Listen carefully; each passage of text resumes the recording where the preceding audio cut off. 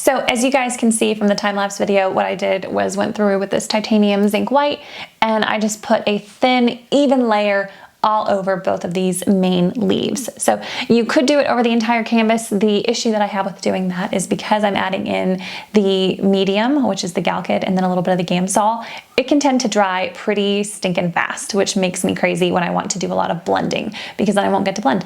So I'm just focusing on this big leaf and this other one today, and then I'm gonna maybe do, the rest of it tomorrow, but I wanna work in sections because that'll just make it easier for me. So I am, starting with this white, really blended out, pretty smooth, and you might be able to see, it might pick up on the camera that each of these, lines that I kind of pulled, sort of pull the paint in the direction of, the leaf's veins. I wanted to capture that. That is a really important part.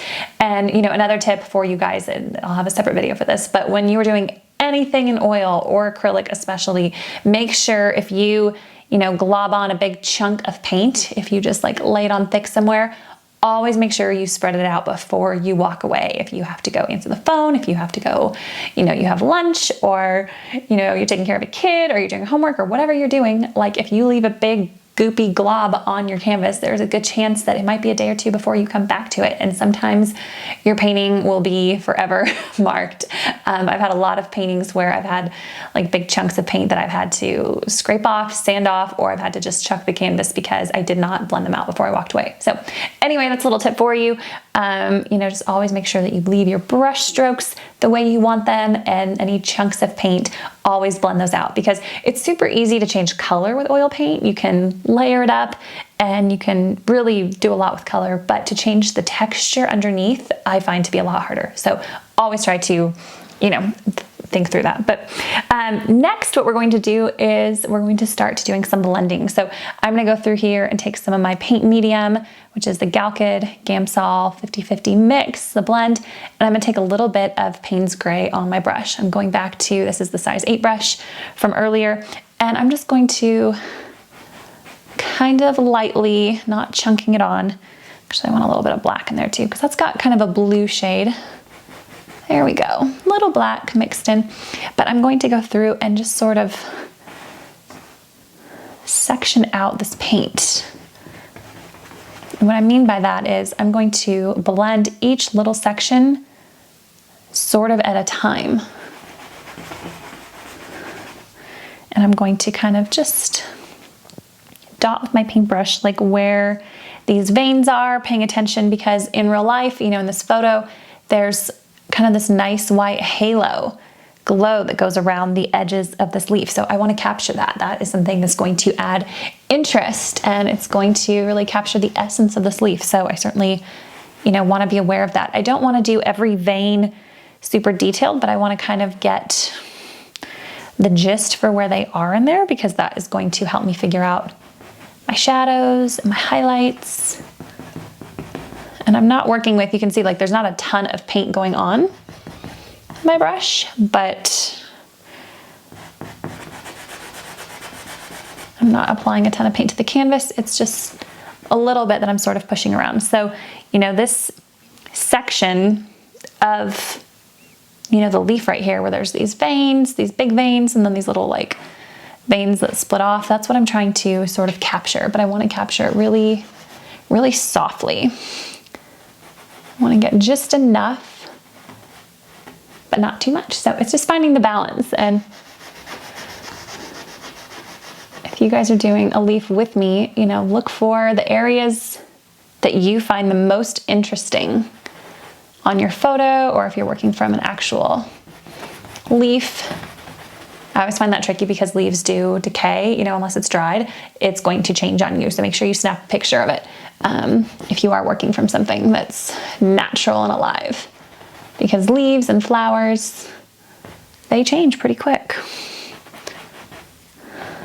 My son's really big about giving me flowers when we go on our walks. He'll always find wildflowers, normally dandelions, because there's tons for me, but within a couple hours, like they're wilted and dead looking, and they have changed. So always make sure to snap a photo if it's something you want to use as a reference.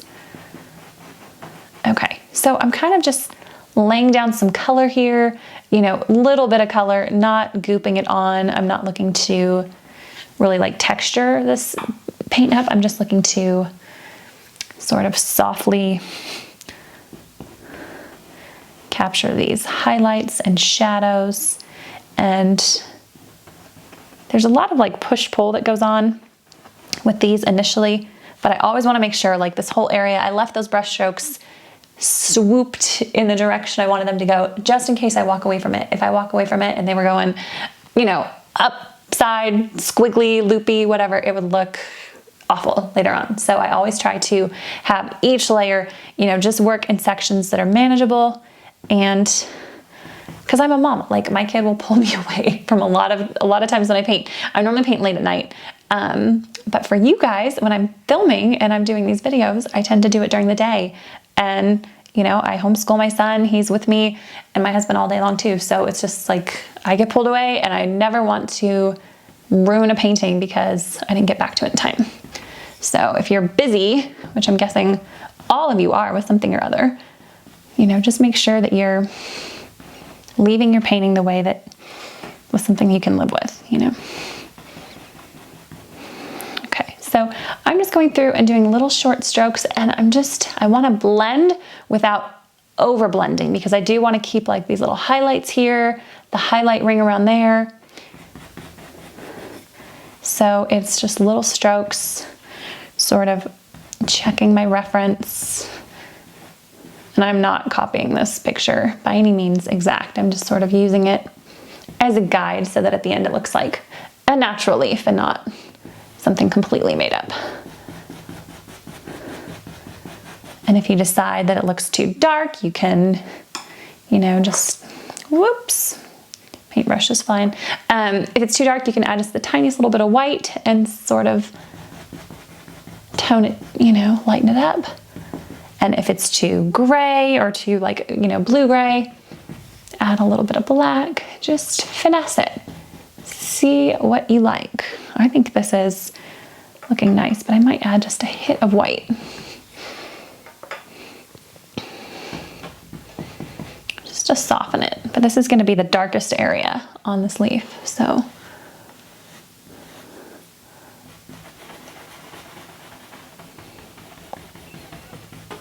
Just pushing the paint around.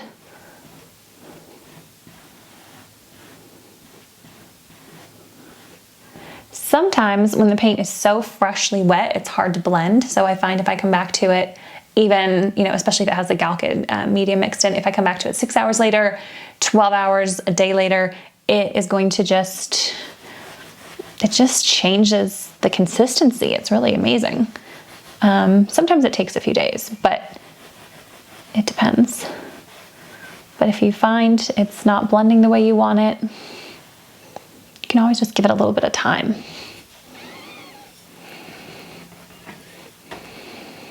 The nice thing about oil paint is you can cover it up. You can change it, you know, you can completely, if I decided right now to paint, you know, a butterfly or a koi fish or something on top of this painting, I would have to sort of layer it up so that you didn't have like the texture of these leaves underneath it, but you can completely cover it up. And that is what is super cool. And I think that's why a lot of people are attracted to oils, because it seems more forgiving. I won't say that it is, because to me, I find watercolor to be quite forgiving. But I've had a lot more experience with watercolor. You know, I've done over 1,000 paintings, and I'd say 80% of them are watercolor. So it's just practice, you know? All right, so it's getting softer down here, leaving this more white. And then I've got this kind of vein here. So just trying to keep that real soft look going. I don't want any harsh, let me see. Yeah, I just don't want any harsh lines.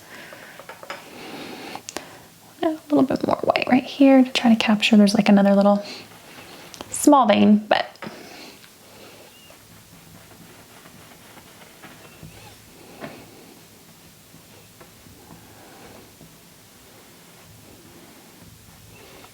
so through and pushing paint, pulling the paint.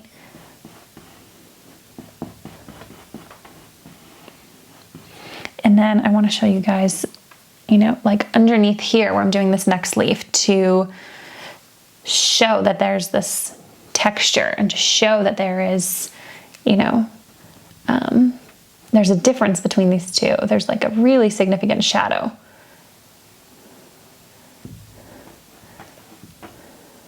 So having that contrast of that bright white next to that dark dark. One of my favorite art teachers always used to tell me, you know, look for the brightest brights and the darkest darks and really capture those.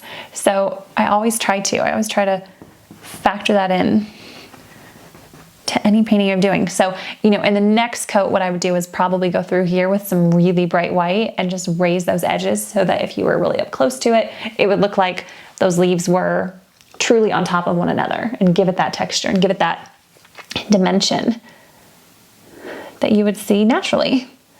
So, you know, with art, it's like telling a story. You're just figuring out what you want to capture, what you want to share, what you find worth, you know, sort of capturing, and what you don't. And for every artist, that is different. And that is totally okay. That's what makes it awesome, I think. So these have these really beautiful highlighted white, just bright white edges on this leaf. So I want to make sure to just leave that area alone. And I do think it's going to be easier to soften that line when I come back, when it's been dry for a little while. So I'm just going to go through here, pulling my strokes in the direction I want them, kind of going with the grain, as they say. In this case, I'm going with the veins on this leaf. And I'm not applying a ton of pressure. I'm just barely, if you can see, like just barely pulling the hairs across, because I'm not looking to move the color. You know, that was the first stage, was putting the color down. Now it's just like trying to not pick up the paint. I'm just trying to just softly nudge it so that it looks really soft and pretty. So just softly, just like, you know, barely using the tip.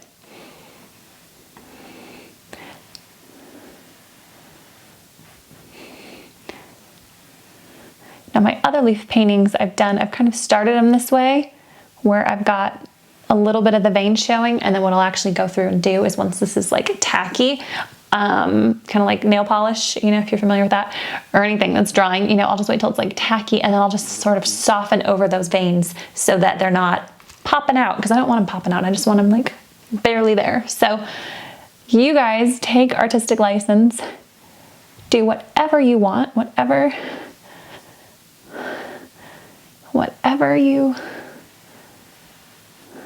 you fancy, whatever you think looks cool. There's really no right or wrong. But if you're going for a similar look, I would say just keep it soft. Keep the color soft. You notice, I mean, this isn't black next to white. It's not zebra stripes. You know, it's pretty soft. This area right here is more harsh, but that's going to be the harshest spot on this whole leaf. And that's what I want, because the rest of it's going to be really, really, really light. So I'll move on to the next section just to show you guys kind of how I'd approach this. So coming down here, going back to my photo for a little bit of reference, but also making it up as I go.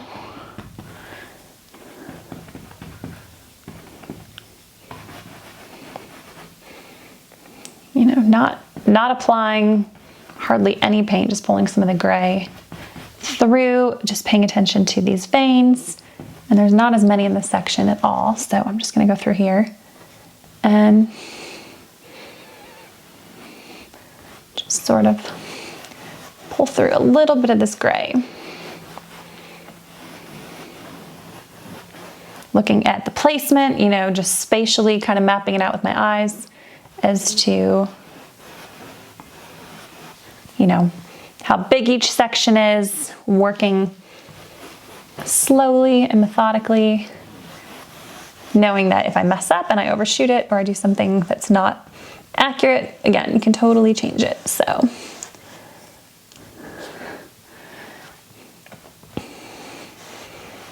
So this section right here is so much lighter, so I'm really not gonna apply much paint at all. I'm just going to use what's on my brush and just kind of work it all. And I find these like little circular strokes really help to sort of just soften the color and really blend it out, kind of like you're blending, you know, if you've played with makeup before and you know, like just those little round strokes, I don't know, they just sort of diffuse the color as opposed to streaking it. So something you can try, see if it helps. I might go back over them afterwards to sort of like gently nudge them in the direction I want them to go, but I just like the way it diffuses the color and pushes it around. It's just like a nice soft, it just gives it a softness, and that's what I want. And if you look at Georgia O'Keeffe's paintings, like the softness of her brush strokes are just insane to me. I wish she was alive to ask her like some really detailed questions, because I've got a lot of questions for her. But I just find it so fascinating because everything's just got this like kind of glow to it, and it's just, I don't know, I'm like speechless. I'm just in awe. So, but trying to learn just through looking at her art and kind of picking it apart, seeing. I can try to capture similar essence. So again, doing those little circle movements with the tip of my brush. And here I am applying a little bit of paint. I did diffuse that with a little bit of white. So, and now I'm gonna go through and just really softly back and forth, not adding a ton of paint. That was the first step. This is more just about pushing, pulling, blending it until I'm happy with it, you know? Until it just looks right, or until it's at a point where I want to leave it and come back to it, you know, maybe, I don't know, 6 hours from now, just to sort of try it, depending on, a lot of it depends on the temperature in your house too, if you have air conditioning or heat going or window open. If it's really humid, you know, in Park City here, it's pretty dry, which I love. It's been really good for my art, really good for my skin. It's been just good. It's just good all around. I like the dryness, but when I was in Texas, I found it was much more humid, and things just took longer to dry. So I was kind of shocked when I moved here. And I'm also at elevation, so I don't know what that would do to it, but you're gonna have to figure it out just based on where you live and the paint you're using. If you're using a different brand, you know, all those things are gonna factor in, but just keep an eye on it. So just doing some little soft strokes here. I'm gonna actually kind of go over this little vein. So you can see it's a lot of finessing. It's just a lot of back and forth, softening. And anytime you're doing any painting of anything, I always just say pay attention to the texture you want, you know, and your brush strokes by pulling everything in the direction you want to go. So I think that's super, super important. Especially if you're going for like more realism, you know,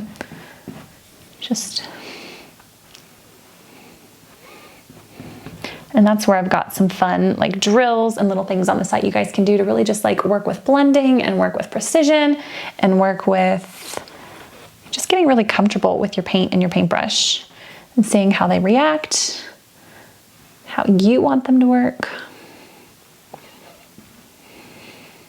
So like right here where it's really like, woo, you know, you got these like ocean waves, these sort of bumps, you know, so we're just gonna kind of softly scallop it along, and I'm just gonna go up right next to it one layer at a time and just sort of go through.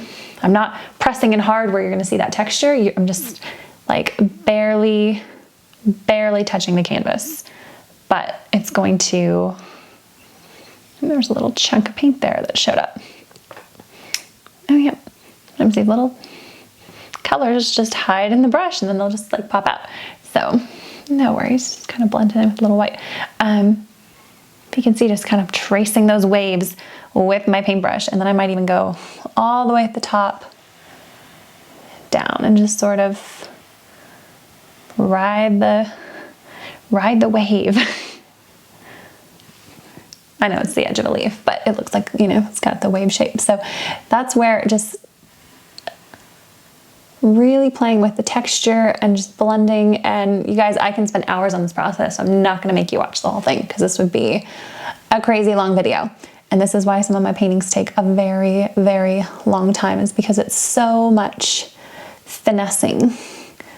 But this is where I say just play with your paint and really play with the texture until you get it to where you love it. So I'm gonna just fade out this one little section, and then I will time lapse the rest for you guys so you can see the process. And if I come back to it again another day and do, you know, a little more blending, I'll try to show you guys that as well, because it will change the texture.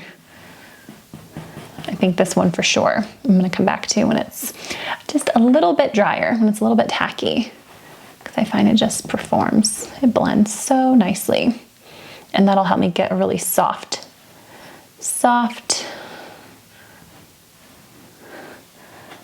like barely there brush stroke look.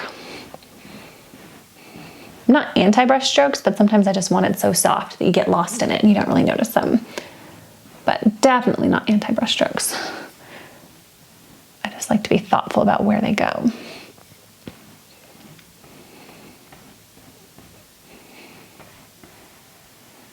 And I am using a bigger brush for this. If you guys were to try to blend, you know, with a really small brush on a big scale like this, it's going to just be so much harder because you're gonna have so many more lines to work with. So if you're going for softness, a bigger brush, I find is really helpful. You could do like a fan brush.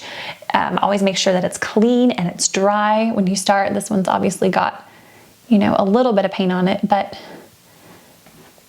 I could come through here later. Like if I do another coat, I will come through with a totally dry, clean brush. If you came through with a wet brush, it's going to just whoosh all the work you just did and really destroy your blending. So don't do that. But just to have fun blending, I'd say definitely want at least 2 brushes for a painting this scale, maybe 3. And as you guys keep watching, I'm just going to show you more about the blending and the coverage. When I work on this one underneath here, I'm going to really pay attention to the variation in, you know, just the depth that you're going to see underneath here. So these shadows, this really nice dark, I'm going to mix a combo of the Payne's Gray and that black, just so that this top leaf really pops off, because this is the one I want the attention on. This guy, not as important. So that's why I'm gonna make him a little bit darker, so he'll kind of recede. Remember that bright comes towards you, dark goes away from you. It kind of recedes into the background. So keep watching. I'm gonna show you guys just the next few steps in this, and let me know if you have any questions as you guys are doing your leaves.